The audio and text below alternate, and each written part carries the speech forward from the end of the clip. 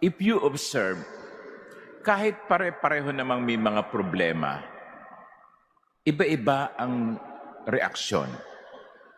Some survive, flourish, nourish themselves. Others do not.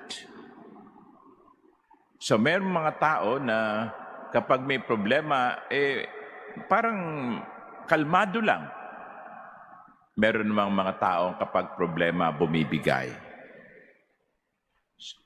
So ang tanong ay, nasaan ang sikreto?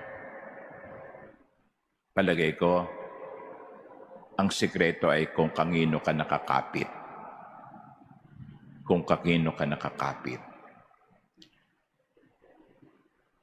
The secret is on the foundation.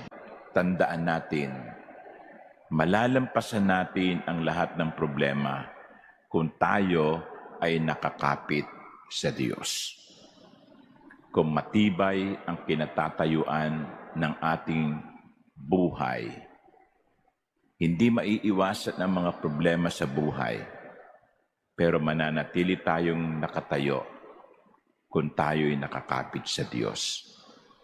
Sabi nga kung tayo ay nakakapit sa Diyos, hindi tayo matitibag. When your foundation is strong, the house is strong. When your faith is strong, life will be strong.